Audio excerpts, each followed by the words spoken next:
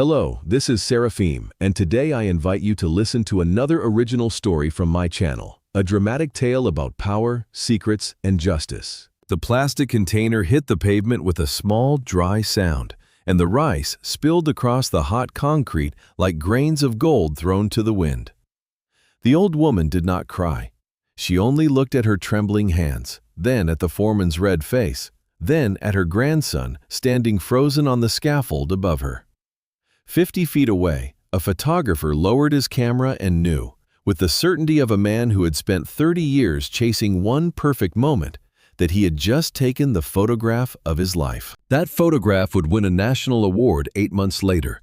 It would hang in galleries. It would be printed on the front page of newspapers from Atlanta to Chicago, and it would find its way into the hands of a man named Marcus Hale, a real estate mogul worth $900 million, who would stare at it for 20 minutes in his glass office on the 42nd floor before his knees gave out and he sank into his leather chair and began to weep like a child. But let me start from the beginning, because to understand why a billionaire wept over a broken lunch container, you have to understand a woman named Miss Ruby Jean Wilkins, and a boy named Jamal, and a summer in Georgia so hot the asphalt bubbled and the cicadas sounded like they were screaming. Miss Ruby Jean lived in a small greenhouse at the end of Peachwood Lane in a forgotten corner of Macon, Georgia.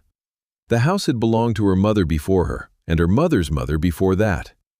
The paint was peeling on the porch, and the screen door had a tear in the upper corner, and the front steps sagged in the middle where 50 years of feet had worn them down. But inside, the floors were polished, and the kitchen smelled of coffee and cinnamon, and every photograph on the wall was dusted every single morning without fail. She was 73 years old. Her hands were brown and soft, and crossed with the lines of a long life. Her hair was white as cotton, tucked under a blue scarf she wore every day. She walked with a slight limp in her right leg, a gift from arthritis and from standing on her feet for 40 years cleaning other people's houses. She had 2 dresses she wore to church, both faded, both pressed every Saturday night on a board she set up on the kitchen table. Her grandson, Jamal, lived with her. He was 19 years old, tall and lean, with his father's square jaw and his mother's quiet eyes. His mother had died of a stroke 4 years ago, sudden as a thunderclap, and his father had never been in the picture at all. Miss Ruby Jean had taken him in without a moment's hesitation. She had always told him, "Child, you are not a burden. You are a gift God left on my porch." Their mornings had a rhythm to them. At 4:30, Miss Ruby Jean would rise. She would put the coffee on and set 2 cups on the table. She would open the old refrigerator and take out the eggs and the leftover biscuits from the night before.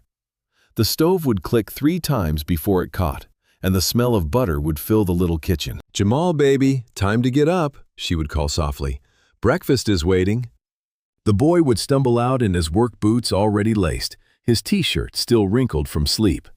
He would kiss the top of her scarf before he sat down. "Morning, Grandma." "Morning, sugar. You sleep good?" "Yes, ma'am." "You say your prayers?" "Yes, ma'am." She would smile and slide the plate across to him, and he would eat fast because the bus to the construction site came at 5:40, and if he missed it, he would be fired. He was saving for community college. He wanted to be an architect. He wanted to build things instead of just pouring concrete and hauling rebar in the sun until his hands bled. Miss Ruby Jean knew all of this, though he rarely spoke of it. She knew because she had found the brochures hidden in the drawer under his socks. She had found the notebook where he sketched buildings, strange, beautiful buildings with curves and gardens on the roof. She had cried when she found that notebook, and then she had put it back exactly where she found it, because a grandmother knows when to look and when to leave a boy his secrets. On the Monday morning this story really begins. Jamal left at 5:40 as always, but when he came home that evening, Miss Ruby Jean saw immediately that something was wrong. His shoulders were low. His eyes would not meet hers. He sat at the kitchen table and pushed the beans around his plate without eating. "Baby, what's eating at you?" she asked gently. He shook his head. "Nothing, Grandma." "Jamal Michael Wilkins, I raised you. Don't you try to fool me." He was quiet for a long moment. Then he set down his fork and looked at her, and his jaw was tight the way his mother's used to get when she was trying not to cry. "They cut my hours, Grandma. Not my pay rate, but my hours. And they moved lunch break to 10 minutes, standing only, no sitting. They said if the supervisor catches anybody sitting down during lunch, that man gets written up. 3 write-ups, you're fired." 10 minutes? Baby, you can't even eat a sandwich in 10 minutes standing up. That's the point, Grandma. Ain't nobody supposed to eat. They just supposed to keep working. Miss Ruby Jean set down her own fork. Her hand trembled a little, from anger, from arthritis, from the weight of 73 years of watching boys like Jamal get pushed down for no reason except the color of their skin and the number in their bank account. "Who's the foreman over there?" "Man name of Dugan. White man, big red face. He's mean, Grandma, real mean. He called old Mr. Henderson a lazy—" Jamal stopped himself. "He called him names, Grandma, in front of everybody. Mr. Henderson is 60 years old." "And nobody said nothing?" "Nobody can afford to say nothing. Everybody at that site got mouths to feed." Miss Ruby Jean was quiet for a long time. Outside the kitchen window, a cicada started up, and then another, and soon the whole backyard was singing with them. She stared at her grandson's tired face, at the dust still in his eyebrows, at the small cut on his knuckle. "You eat lunch today?" she asked finally. He did not answer. He did not have to. That night, after Jamal went to bed, Miss Ruby Jean stayed up in the kitchen with the radio playing low. She was thinking, planning, praying. She took down a blue plastic container from the cabinet above the stove. It had a red lid, slightly cracked on one corner. She had owned that container for 9 years. She washed it every day by hand. In the morning, she rose at 4, as usual, but she cooked something extra. Red beans and rice with smoked sausage, the way her mother had taught her. Cornbread in the cast iron pan. A small piece of fried chicken wrapped in foil. She packed it all into the blue container, tucked a plastic fork and a paper napkin beside it, and sealed the lid tight. When Jamal came down, he looked at the container on the counter and frowned. "Grandma, what's that?" "That's your lunch, baby." "Grandma, I told you, we can't sit down. There ain't no time." "You let your grandma worry about that. You just go to work, you hear? And don't you think about it no more." "Grandma." "Jamal," her voice was soft but firm, "go to work." He kissed her scarf and left. At 10:30 that morning, Miss Ruby Jean put on her blue flowered dress, the one she wore to church. She tied a fresh scarf over her white hair.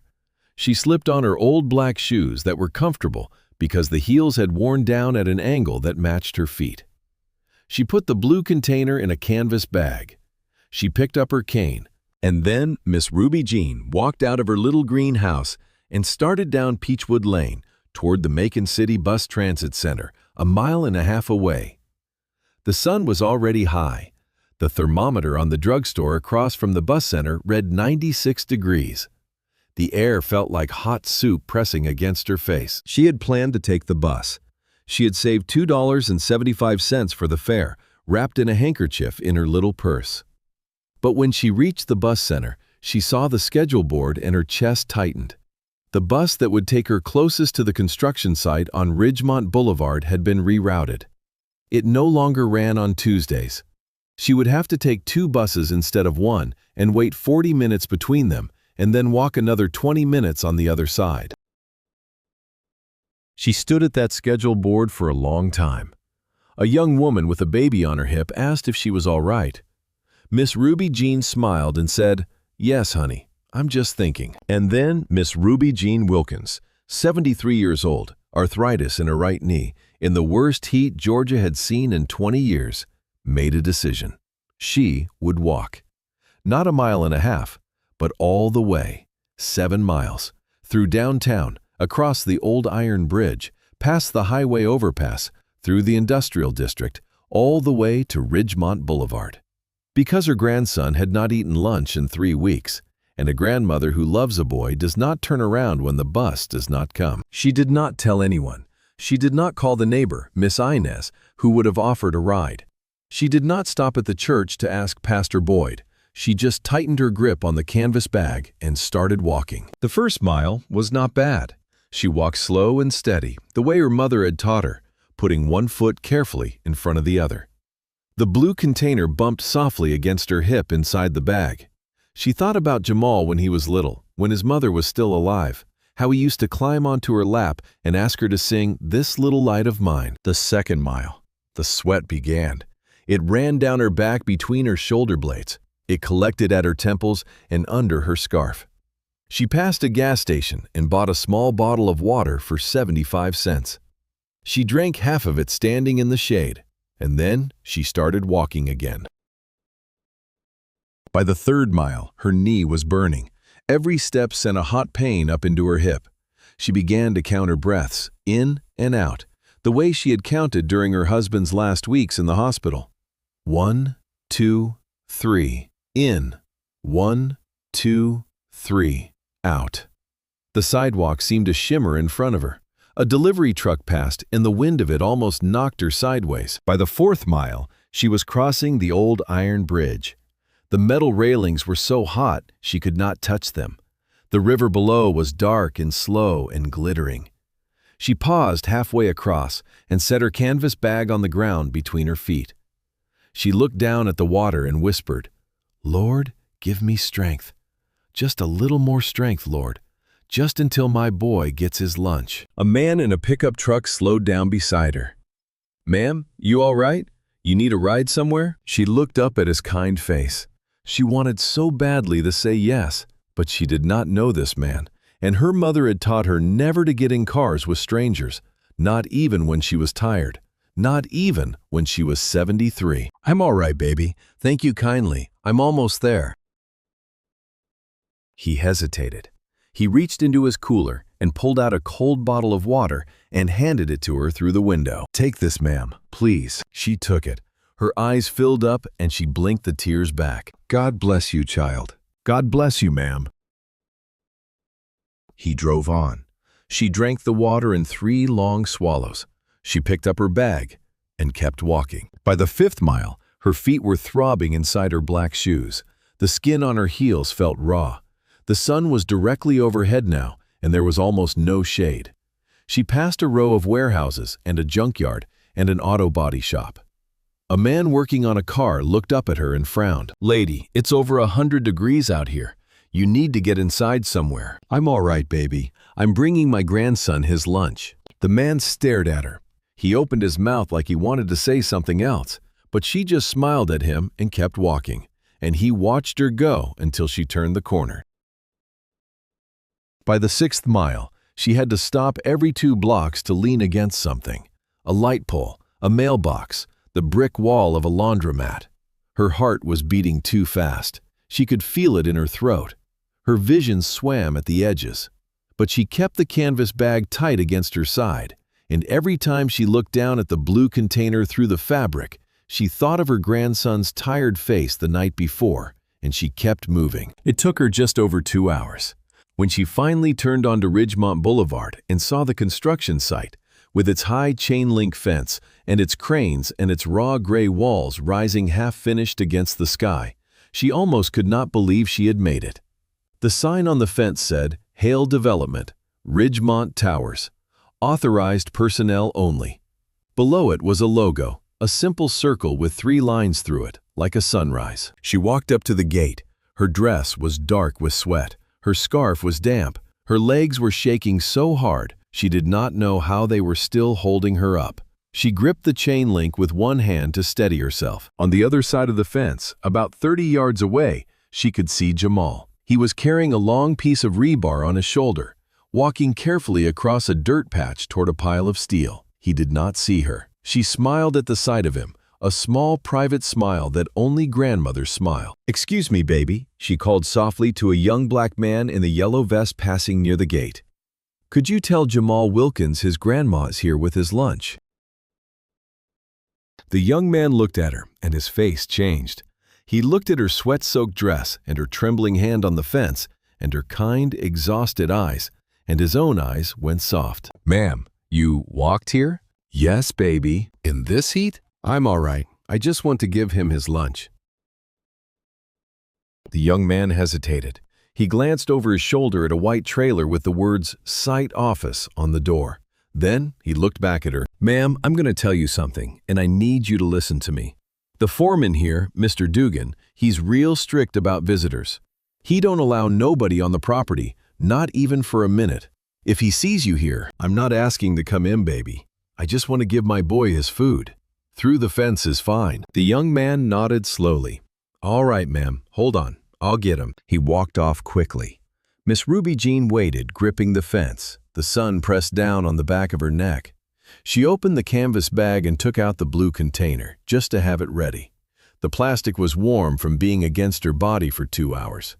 She held it carefully in both hands. And then she saw Jamal coming across the dirt toward her. His hard hat was in his hand. His face was confused at first, and then as he got closer and recognized her, his whole expression broke open in a way she had never seen before. "Grandma?" "Hey, baby." "Grandma, how did you get here?" "I walked, sugar. Brought you your lunch. Red beans and rice, the way Mama used to make." "You walked? From the house?" His voice was rising. "Grandma, Grandma, no, you shouldn't have. It's 100 degrees out here. Look at you. Look at your dress. Grandma, why didn't you call me? I could've." "Hush, baby, hush now. I'm here. You eat. You hear me? You eat this food right here through the fence. I'll stand here and watch you eat it, and then I'll go back." "Grandma." "Jamal, you eat." He reached through the chain link with both hands, and she passed the warm blue container through to him. Their fingers touched for 1 second. His were rough and young. Hers were soft and old.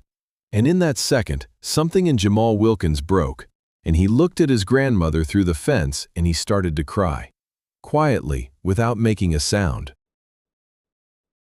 And that was when the trailer door slammed open and Mr. Dugan came out. He was a big man, broad shoulders, red face, belly pushing against a dirty white polo shirt with the Hale Development logo embroidered on the chest.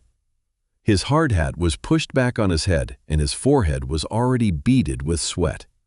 He took one look at Jamal standing at the fence holding a blue container, at the old woman on the other side, and his face darkened. "Wilkins, what in the hell do you think you're doing?" Jamal turned, startled. "Sir, my grandmother just brought me." "I don't care what she brought you. You're on the clock. Get back to your station." He marched across the dirt toward them, and his boots kicked up little puffs of dust. "And you, ma'am, what are you doing at my fence? This is private property. Can you read the sign?" Miss Ruby Jean straightened her back as much as her aching body would allow. "Sir, I'm not on your property. I'm on the public sidewalk. I just came to bring my grandson his lunch." "Well, he ain't got time for lunch. Lunch is over. Lunch was from 11:30 to 11:40, and it's now 12:15. So whatever you brought him, he's not eating it, and you need to leave.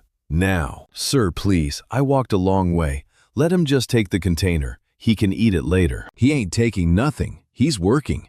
And if you don't step away from my fence in the next 10 seconds, I'm calling the police for trespassing." Jamal's face was a hard mask.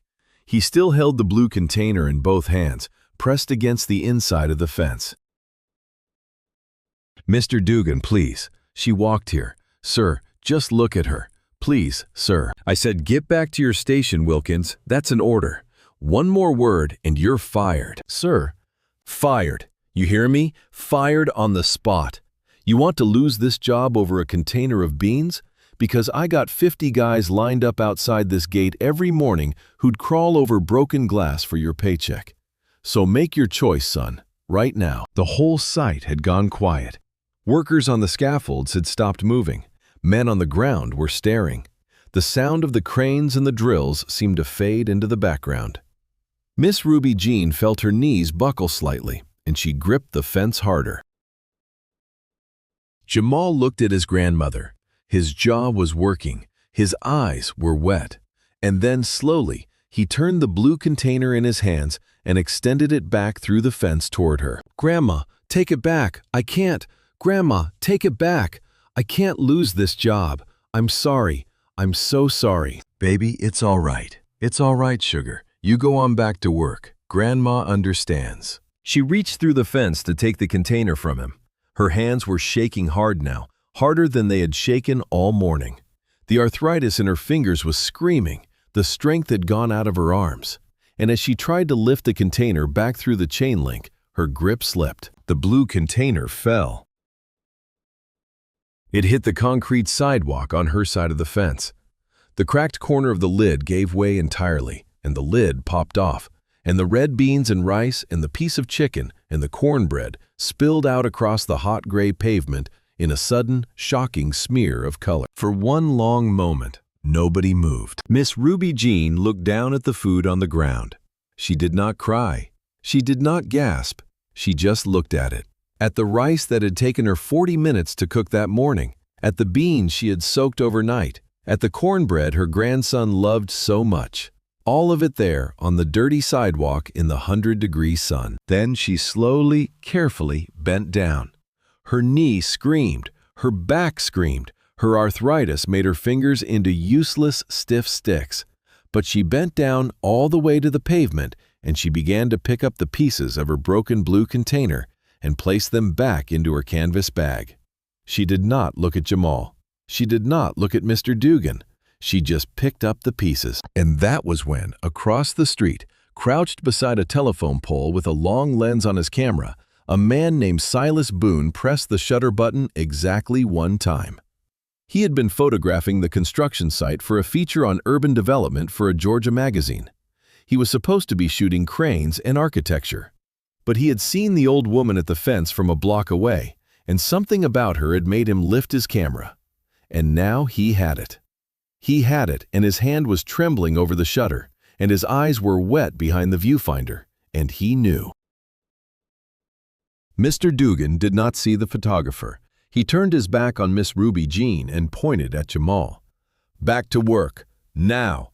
Next time your grandmother shows up at my fence, you're fired anyway. You hear me?" "Yes, sir," Jamal whispered. Miss Ruby Jean straightened up. The canvas bag now held broken plastic and spilled napkins. She looked at Jamal one more time through the fence. She put her hand flat against the chain link. "I love you, baby. I love you, Grandma. I'm so sorry." "Don't you be sorry. Don't you ever be sorry for loving your grandma." She turned and she began the long walk home. She did not make it home that day. She made it 4 blocks before she had to sit down on a bus stop bench in the shade. She sat there for a long time. A woman on her way to work gave her a bottle of cold water and called her daughter, Miss Ruby Jean's neighbor, Miss Inez, to come get her.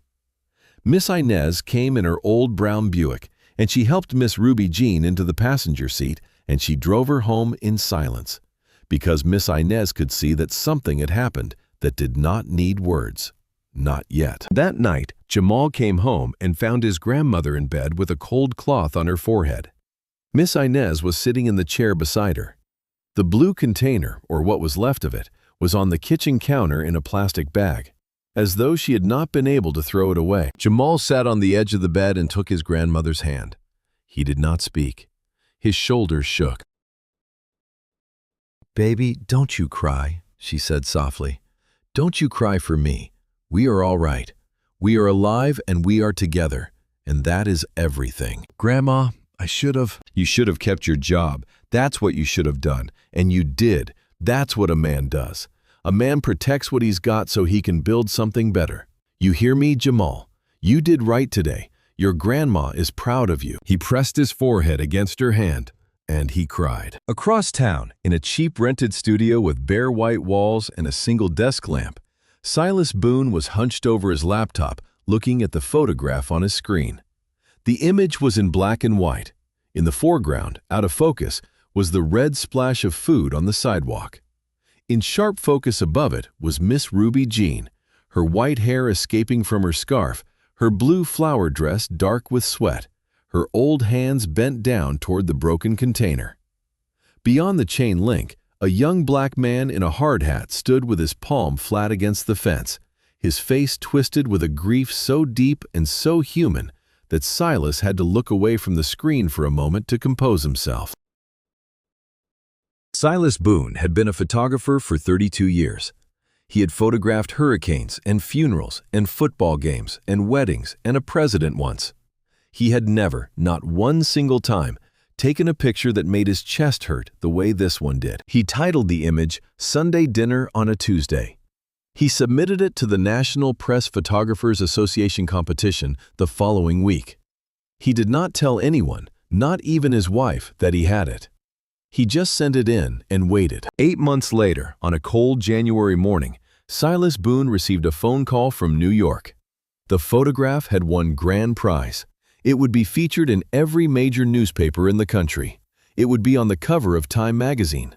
It would hang in a traveling exhibition that would visit 12 cities.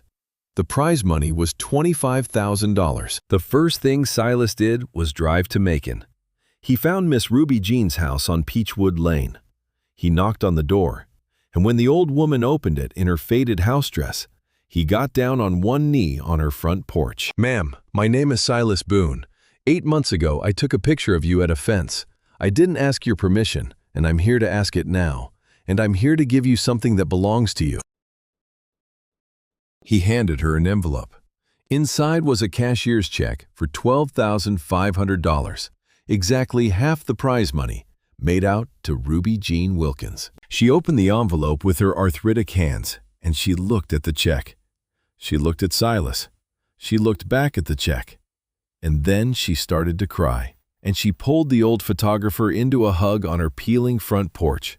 And she held him like he was her own son. "Ma'am," Silas whispered into her scarf, "I've been waiting 8 months to apologize. I saw your whole heart that day, and I took it without asking." "Baby, you didn't take nothing. You just showed people what was there." The photograph had already begun its long journey across America by the time Silas arrived at Miss Ruby Jean's porch. It had been printed in the Atlanta Journal-Constitution, the Chicago Tribune, the Washington Post. It had been shared millions of times on social media. People who had never heard of Macon, Georgia, were weeping over an old woman they had never met.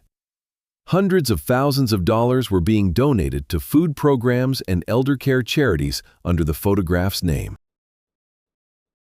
And 3 weeks before Silas knocked on her door, a copy of the photograph had been cut out of the New York Times by a man in a penthouse apartment in Manhattan and taped to the wall above his desk, where he could see it every morning when he drank his coffee. That man was Marcus Hale. Marcus Hale was 50 years old, 6'2", with dark skin and graying hair at the temples, and an expensive gray suit that he had been ordered to buy by his publicist because people expected him to dress like a billionaire. He owned Hale Development, one of the largest real estate firms in the southeastern United States. He had built shopping centers in Atlanta, condominiums in Miami, office towers in Charlotte, and he had just started construction on a massive mixed-use project in Macon, Georgia, called Ridgemont Towers. Marcus Hale had been adopted when he was a toddler. He had been raised in a group home in Savannah from the age of 3, then placed with a foster family, then another, then another. By the time he was 18 and aging out of the system, he had lived in 7 homes. He had never known his birth mother or father. He had never known who had named him, or how old he was exactly when he came into state custody, or anything at all about the first 2 years of his life. But he remembered 2 things, 2 small fragments that had stayed with him through every foster home, every sleepless night in a strange bed, every birthday when nobody called. The first was a smell, the smell of butter and cinnamon. The second was a voice, a woman's voice, soft and warm, singing. He could never remember the words, just the melody. And a single phrase that would come to him sometimes when he was falling asleep. "Hush, sugar, Grandma's got you." He had searched for her. Oh, he had searched. From the moment he turned 18 and got access to his own files, he had been searching. But the file said only this: male infant, approximate age 2, discovered in pew of Mount Zion Baptist Church, Macon, Georgia. Date, March 12, 1976. No accompanying documentation, no responsible party identified. Named Marcus by intake nurse. He had hired private investigators. He had hired genealogists. He had taken DNA tests. He had driven to Macon 6 different times over the years and visited the old Mount Zion Baptist Church and sat in that pew where the records said he had been found. and he had prayed for a sign, for a memory, for anything. Nothing had ever come. He did not know that when he was 2 years old, he had not been abandoned by his mother.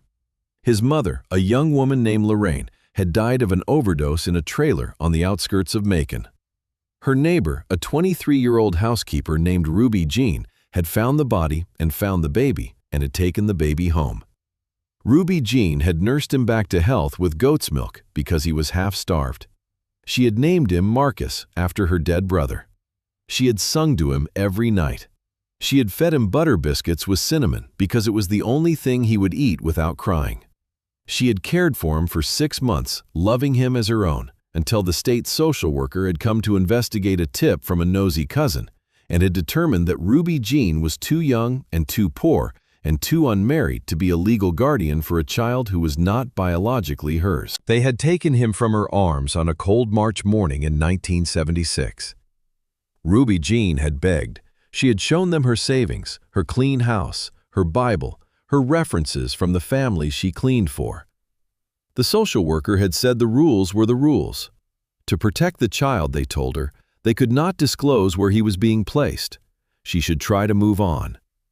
The social worker had promised that the boy would be told about her when he was older, but the social worker had lied, because no such note was ever placed in his file. Ruby Jean had carried the boy to the front pew of Mount Zion Baptist Church on the day they came for him, because the church was where she had taken him to be blessed, and she wanted him to be taken from a place of God and not from her kitchen.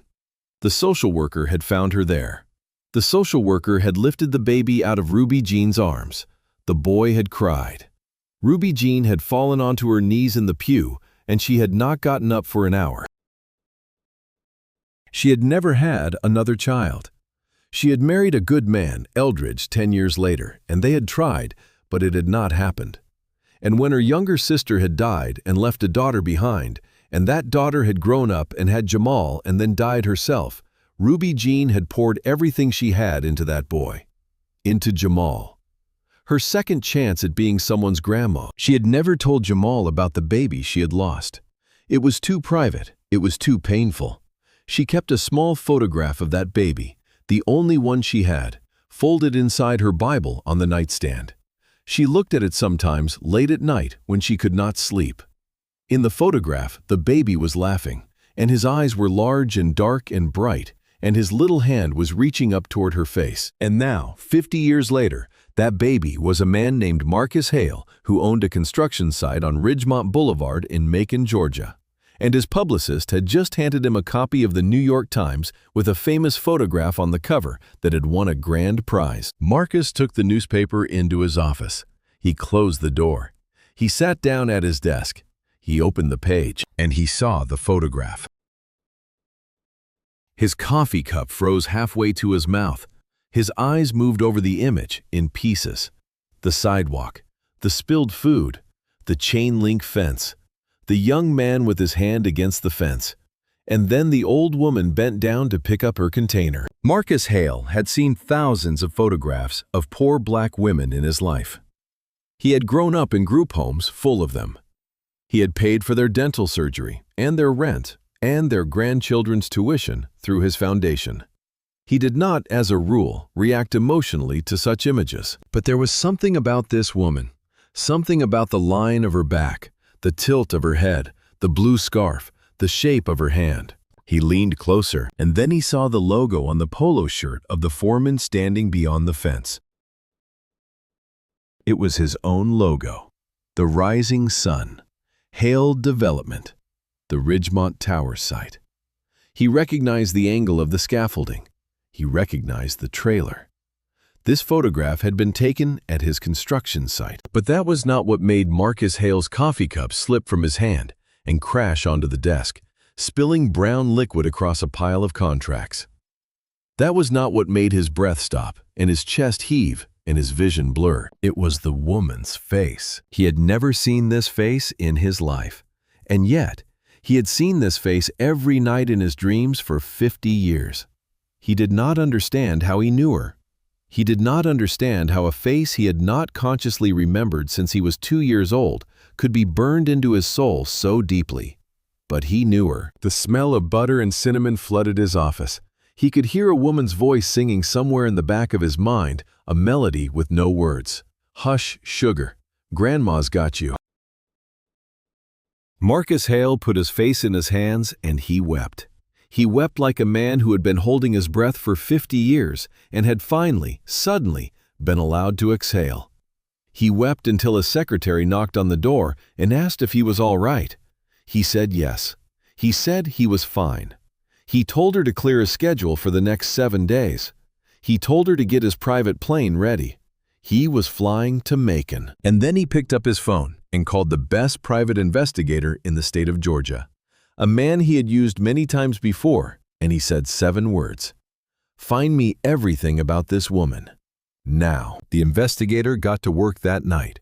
Within 48 hours, he had Miss Ruby Jean Wilkins's full name, her address, her phone number, her employment history going back 40 years, the names of her deceased husband and sister, and the name of her grandson Jamal. He had the church records from Mount Zion Baptist for the year 1976. He had the police report about the overdose of a woman named Lorraine Davis in a trailer park 3 miles from Ruby Jean's house. He had a witness statement from an elderly neighbor who remembered a young Ruby Jean carrying a little boy on her hip for a few months that year, and then suddenly not. And he had one more thing, a document from the Georgia Department of Family and Children's Services, obtained through means that Marcus did not ask about. A handwritten intake note from March 12, 1976. The note read, "Infant male, approximately 2 years, in care of R.J. Wilkins, 23, unmarried, housekeeper. No bio relation. Infant healthy, well-fed, responsive, strong attachment to R.J.W. Per procedure, infant removed from premises for placement. R.J.W. very distressed. Recommend not share placement info. File named Marcus, per infant's apparent name used by R.J.W." Marcus read the note 3 times. Then he set the phone down on his desk very carefully, and he walked to his window, and he looked out over the skyline of Atlanta, and he said out loud to the empty room, "She didn't abandon me. She didn't abandon me. She didn't abandon me." The next morning, Marcus Hale flew to Macon on his private jet with a small team. His lawyer, his chief of staff, a woman from his foundation who specialized in family reunifications, and a gray-haired man in a tailored suit whom nobody recognized. He did not go to Ridgemont Towers, not yet. He went first to a hotel downtown, and he sat in the penthouse suite and he stared at the ceiling for 3 hours. He was 50 years old and the richest man in 5 states, and he was terrified. He was terrified that she would not remember him. He was terrified that she would remember him. He was terrified that she would not forgive him for being taken away. He was terrified that she had built a life that no longer had room for him. He was terrified that she was not the woman in his dreams, that he had been chasing a ghost for 50 years and would now meet a stranger. But there was one thing he was not afraid of. He was not afraid of what he was going to do at his construction site first. Because before he went to Peachwood Lane, before he knocked on her door, before he tried to find the words to say who he was, he had unfinished business. The following morning at 7:30, a black town car pulled up at the gate of the Ridgemont Towers construction site on Ridgemont Boulevard. Mr. Duggan was in the site office trailer with a cup of coffee, going over the day's work orders. He heard the gate open. He heard footsteps on the metal stairs. He heard the trailer door open without a knock. He looked up and saw a tall black man in a perfectly tailored charcoal suit standing in his doorway. Behind the man were 3 other people in suits. Duggan had never seen any of them before. He frowned. "This is a restricted area. Who the hell are you?" The tall man stepped into the trailer. He did not offer his hand. "My name is Marcus Hale." Duggan's face went through 3 different colors in 2 seconds. Red, white, gray. His coffee cup stopped halfway to his mouth. He knew the name. Every man on every Hale development site knew the name. Marcus Hale never came to construction sites personally. Marcus Hale dealt with architects and bankers and mayors. Marcus Hale did not walk into site office trailers at 7:30 in the morning in a charcoal suit. "Mr. Hale, sir, I didn't know you were coming. I I know you didn't know. That was the point. Marcus closed the trailer door behind him. His voice was quiet. Very quiet. Dugan had expected a billionaire to be loud. Marcus Hale was not loud. Marcus Hale was the quietest man Dugan had ever heard. And Dugan suddenly understood, in a bone-deep way, that quiet men like this were the most dangerous men in the world. Sit down, Mr. Dugan. Dugan sat. Marcus did not sit. He walked slowly around the small trailer, looking at the bulletin board, the work schedules, the safety postings, the framed photograph of Dugan with two other men holding a fish on a lake. He stopped at the photograph. Nice fish. Thank you, sir. About 8 months ago, Mr. Dugan, an elderly woman, came to the fence of this site. She was bringing her grandson his lunch. Do you remember this? Dugan's face went gray again. Sir, do you remember this, Mr. Dugan? Yes, sir, I remember. Tell me what happened. In your own words. Dugan's mouth was dry. He could not think fast enough. He reached for the nearest excuse. Sir, she was disrupting the work. The boy, he was on the clock, and she came right up to the fence, and I had to enforce the rules, sir. I was just enforcing the rules. Marcus nodded slowly. He turned around and looked at Dugan directly for the first time.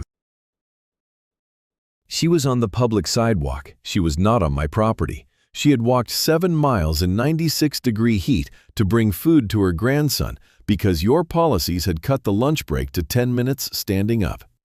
You threatened to fire her grandson if she did not leave. She tried to take the food back through the fence. She dropped it. It broke on the ground. She bent down and picked up the pieces with her 73-year-old hands. Your site photographer across the street took a picture. That picture won a national award. It is on the cover of Time magazine this week. You did not know that, but I know that. And I know more than that, Mr. Dugan.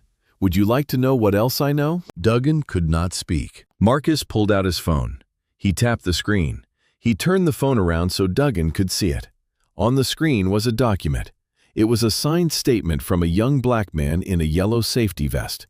The same young man who had helped Miss Ruby Jean at the gate 8 months ago. The statement described in detail what Dugan had said, how he had said it, the threats, the humiliation, everything. Dugan's face went white. That young man came forward 3 days ago, after the photograph made the news, and he recognized his own site in the background. He gave a sworn statement to my investigations team. He is not the only one. I have 12 sworn statements from workers on this site, describing your harassment, your racist language, your illegal wage practices, your 10-minute lunch policy, and your conduct toward that old woman at the fence. 12 statements, Mr. Dugan. Marcus put the phone away. You are fired. Effective immediately. Security will escort you off this property in 10 minutes. You will not collect any personal belongings. Those will be shipped to your home. You will also be named in a civil suit for creating a hostile work environment, which my legal team will file this afternoon. The Hale Development Group has already filed a formal complaint with the State Labor Board regarding the wage and hour violations you authorized. You will likely be prosecuted criminally. My lawyers believe the prosecution will be successful. Sir, please, I am not finished, Mr. Dugan. Marcus took one step closer to the man in the chair.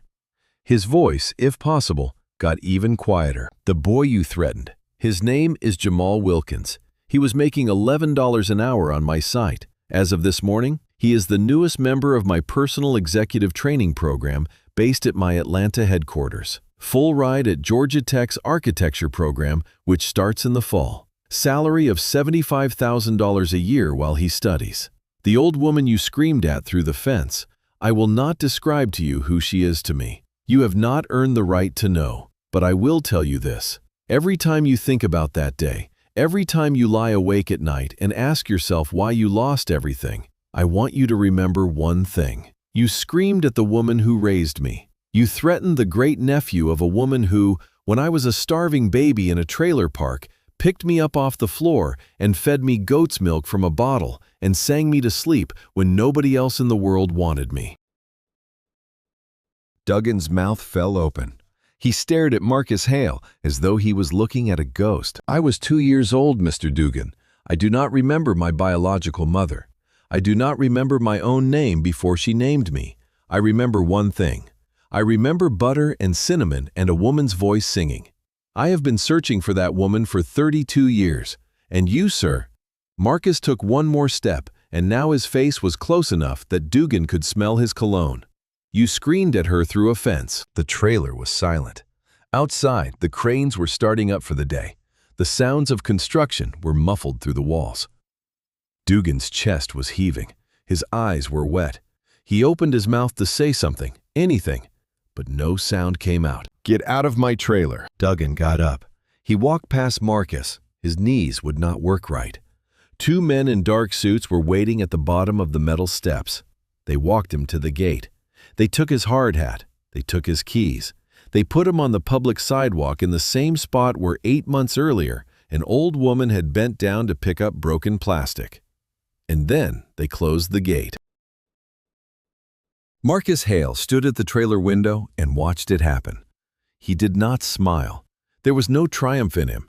There was only a deep and terrible tenderness, and it was all pointed in one direction, toward a little greenhouse on Peachwood Lane, where he had not yet found the courage to knock. But first, there was Jamal. Marcus asked his chief of staff to find Jamal Wilkins on the site.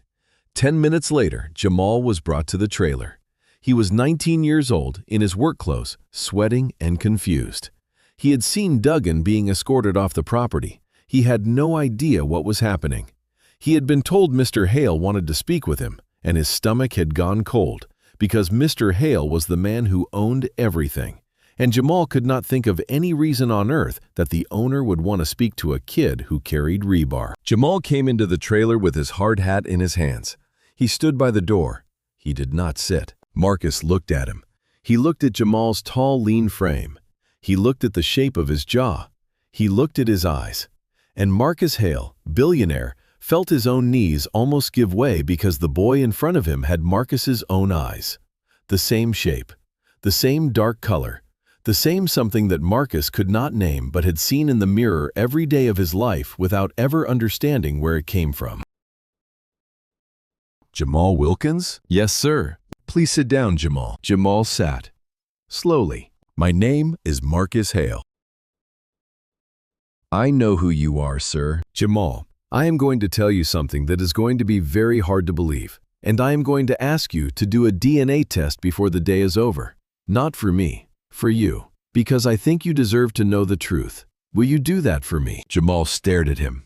"Sir, do you know a woman named Lorraine Davis?" "That was my mother's aunt, sir. She died way before I was born, my grandma's sister. Real sad story. My grandma don't like to talk about her." "What about a baby? Did your grandmother ever take care of a baby? Before you? Before your mother?" Jamal frowned. He thought hard. "I don't... No, sir. I mean, she never said nothing. She raised me, and before me she raised my mama for a little while when her sister passed. But no, sir, no baby. Why are you asking me this?" Marcus closed his eyes for 1 second. He opened them. "Because 50 years ago, your grandmother found a toddler in a trailer park after the boy's mother had died. The boy was starving. She took him home. She fed him. She named him Marcus. She loved him for 6 months.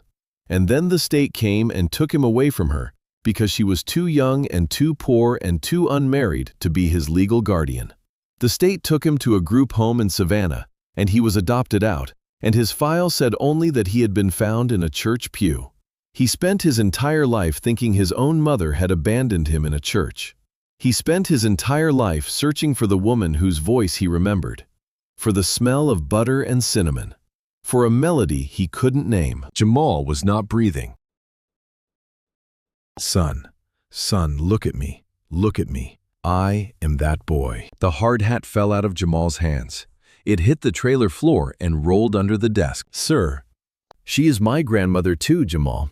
She raised both of us, 50 years apart, and she never forgot me. I know she never forgot me, because I never forgot her, and I was only 2 years old." Jamal's face had gone slack.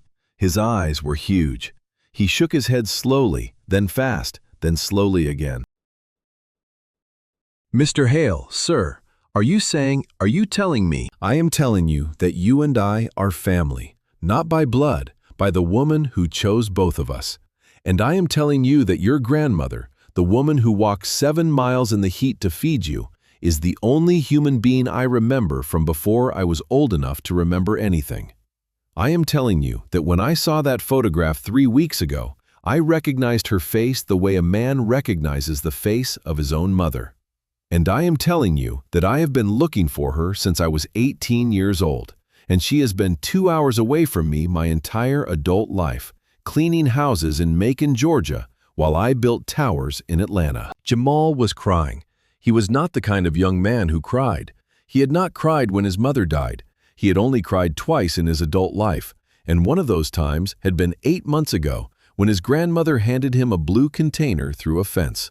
But now he was crying, and he did not try to stop it. "She never told me," Jamal whispered.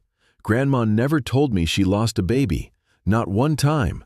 Not ever." It was too much for her to carry out loud, but she carried it, every day, for 50 years. "Mr. Hale, sir. Marcus, please." Marcus, I don't know what to say. I don't know what to do. My grandma is sitting in her kitchen right now drinking coffee, and she has no idea. She has no idea. I know. That is why I came to you first. Because I need your help, Jamal. I need you to come with me. I need her to see a face she knows before she sees mine. I do not want to frighten her. I do not want to hurt her. She has been hurt enough in this life. I want to come home, Jamal. I want to come home, and I want her to say my name." Jamal stood up. His legs were unsteady, but he looked Marcus Hale in the eye, and for one moment, the two of them looked like men who had known each other their whole lives. "Let's go home, Marcus. Let's go home to Grandma." They went. The town car drove slowly through Macon. It turned onto Peachwood Lane. It stopped in front of a little green house with peeling paint and sagging front steps. A blue scarf was hung on the clothesline in the side yard, dancing slightly in the winter breeze. Jamal got out of the car first. Marcus stayed in the back seat. His hands were shaking. He had not felt his hands shake like this in 48 years. Jamal walked up the front steps. He opened the screen door with the tear in the upper corner. He went inside. "Grandma?" "Jamal? Baby, what you doing home in the middle of the day? Is something wrong? Are you sick? Did somebody do something to you?" "No, Grandma, I ain't sick." "Grandma, I need you to sit down. I need you to come sit with me at the kitchen table. There's somebody here to see you. Outside, in a car. A man." "A man? What man, Jamal? What you talking about?" "Grandma, please, just come out to the porch with me. Just for a minute. I promise you, Grandma. I promise you it's gonna be all right." She came. She was wearing her blue house dress and her slippers. Her hair was tied up under a towel because she had just washed it. She walked out onto the sagging porch, and she looked at the black town car in front of her house. The back door of the car was opening. A tall black man in a charcoal suit was getting out. He stood there by the car. He did not come up the walk. He just stood there with his hands at his sides and his face turned up toward the porch. Miss Ruby Jean looked at him. She looked at him for a long time. Her hand slowly came up to her mouth. Her Bible, which she had been holding when Jamal came in, slipped from her other hand and fell onto the porch boards with a soft thud. The little folded photograph that had lived inside the Bible for 50 years slid out and skidded across the porch until it stopped against Jamal's work boot. It was the picture of a laughing baby with huge dark eyes reaching up toward the camera. Jamal looked down at the picture. He looked up at the man by the car. He looked at the picture again.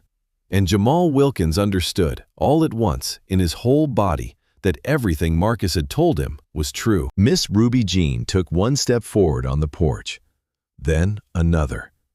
Her slippers made small dragging sounds on the boards. Her hand was still on her mouth. Her eyes had filled with tears, but the tears had not fallen yet. "Marcus?" she whispered. "Marcus, baby, is that you?" The tall man in the charcoal suit could not speak. He nodded. He nodded, and then he could not stop nodding. He tried to say something, and no words came out of his throat. "Marcus? My Marcus? My little boy, Marcus? Yes, Grandma. He said it like a child. His voice cracked all the way open. And Miss Ruby Jean Wilkins, 73 years old, came down the sagging front steps of her little green house faster than she had moved in 10 years. She went down the walk. She went through the gate. And she threw her arms around a 50-year-old billionaire in a charcoal suit, and she held him against her chest like he was 2 years old. And she began to rock him back and forth, and she began to sing. It was the melody he had remembered, the one with no words. He had been hearing it in his dreams for 48 years.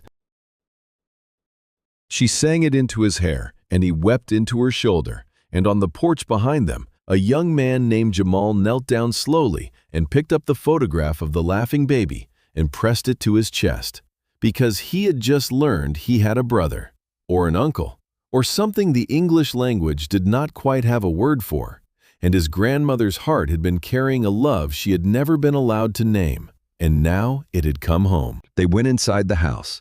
Miss Ruby Jean insisted on making coffee. Her hands were shaking so badly that Marcus had to hold the pot for her. She did not let go of his other hand for a single second. Jamal sat across the kitchen table from them and watched his grandmother stare at the face of the man beside her like she was still afraid he would disappear. "I looked for you, baby," she whispered. "For the first 5 years, I looked everywhere. I called the state office every month. They told me the case was closed. They told me to stop calling. I wrote letters. I went down to the office. They said it was against the law for them to tell me anything. They said I had no standing. No standing, they told me. Me, who fed you when you were starving." She started to cry again.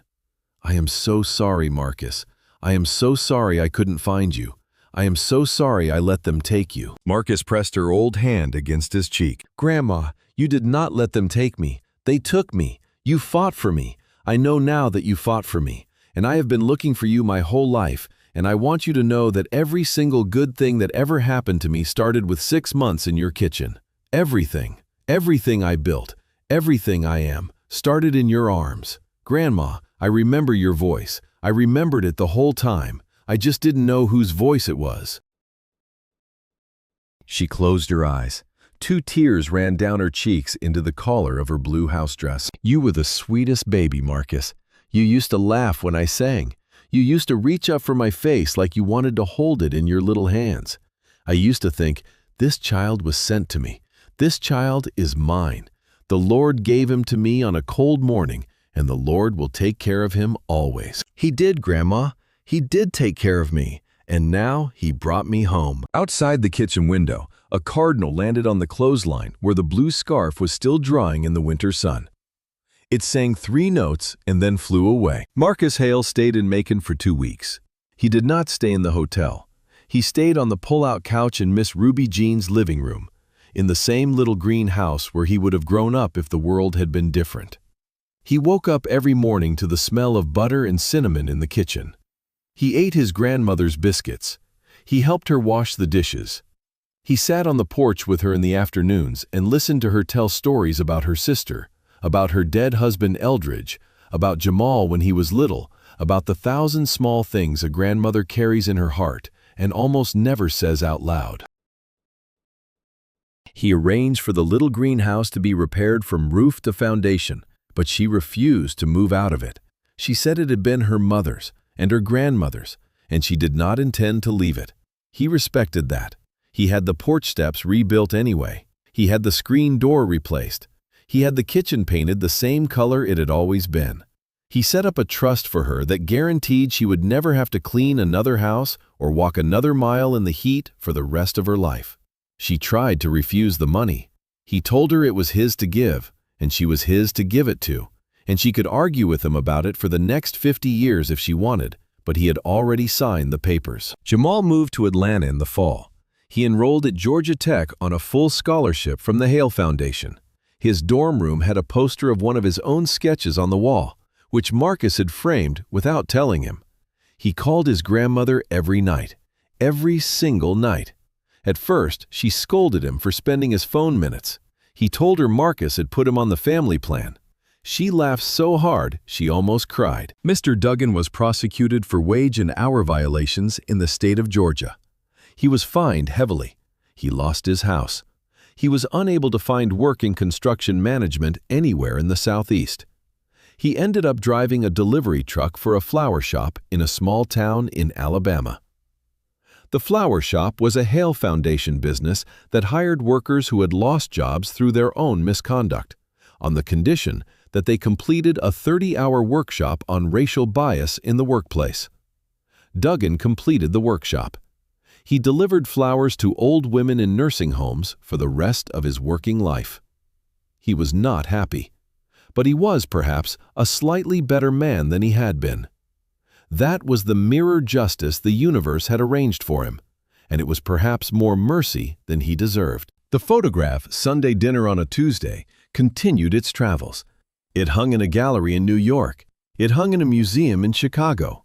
It hung eventually in the lobby of the finished Ridgemont Towers in Macon, Georgia, in a large frame with a small brass plate beneath it. The plate said, "This building stands because of the woman in this photograph. She fed a hungry boy. She did not know she was also feeding the future. M.H." 9 months after Marcus Hale drove up to a little green house on Peachwood Lane, on a warm October afternoon, Miss Ruby Jean Wilkins sat on her newly rebuilt front porch in a rocking chair that Marcus had ordered for her from a craftsman in Asheville, North Carolina. She was wearing her blue flower dress. A new blue scarf was on her head. A small glass of iced tea sweated on the little table beside her. The cicadas were singing in the backyard. A cardinal was on the clothesline again, as cardinals always seem to be, ever since the day Marcus had come home. Inside the house, she could hear her 2 grandsons laughing in the kitchen. That was what she called them now. Her 2 grandsons, Marcus and Jamal. Marcus had taken the weekend off from his company to come home, as he did twice a month without fail, and he had brought a box of fresh peaches from a farm stand outside Atlanta because he had remembered, suddenly, the summer he was 2 years old, when Ruby Jean used to mash peaches into a bowl for him with a little sugar and a little cream, and he had wanted her to have some again. She had cried when he handed her the box. She had cried, and then she had laughed, and then she had sent both of her grandsons into the kitchen to peel them. Beside her rocking chair, on the little table next to the iced tea, was a new blue plastic container with a red lid. It was one of a set of 12 that Jamal had bought her for Christmas the previous year. She did not use it for lunch deliveries anymore. She used it to store her cornbread. The old broken one, the one she had carried home in a plastic bag 8 months ago, was in a glass case inside the lobby of Ridgemont Towers, next to the framed photograph, with another small brass plate beneath it. That plate said only, "Love, packed for lunch." Miss Ruby Jean picked up the new container and turned it slowly in her old hands. The plastic was smooth and whole, no cracks, no chips. The red lid sealed tight. She smiled at it.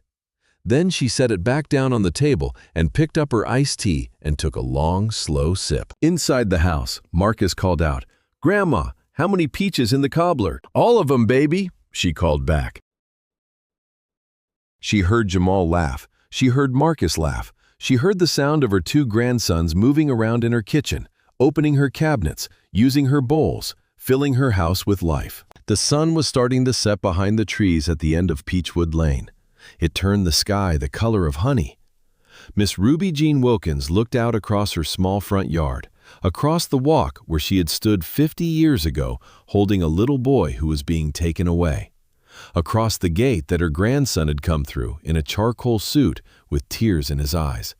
And she thought about all the miles she had walked in her life, and all the meals she had cooked, and all the love she had carried in secret for half a century. And she thought about a Tuesday in July, 8 months before, when she had walked 7 miles in the heat with a blue container in a canvas bag to feed a boy who was hungry, not knowing that the wind she felt on her face was the beginning of her whole life coming home to her. She finished her iced tea. She set the glass down carefully on the table. She rocked once, slowly, in her new rocking chair. The cardinal on the clothesline sang 3 notes and flew away into the honey-colored sky. And Miss Ruby Jean Wilkins, 73 years old, closed her eyes on her own front porch, and she whispered to no one and to everyone, "Thank you, Lord. Thank you for bringing my baby home." Inside the house, a voice she had waited 50 years to hear again called out, "Grandma, come in here and taste this." She got up, she smiled, and she went inside to her boys. Thank you for listening all the way to the end. If you enjoyed the story, your like really helps the channel grow.